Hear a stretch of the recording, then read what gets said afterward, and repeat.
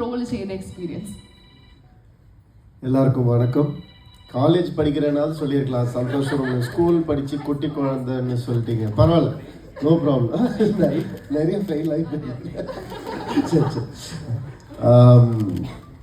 ரொம்ப வெரைட்டியாக இருந்தது இந்த ரோல் பண்ணும்போது.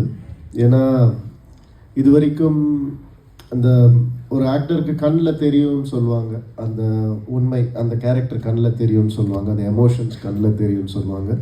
இது வரைக்கும் நியாயத்துக்காகவும் தர்மத்துக்காகவும் போராடி ஹீரோஸை அந்த ரைச்சியஸ் ஐஸில் கேமராவை பார்க்கணுன்னு எப்போவுமே தோணும்.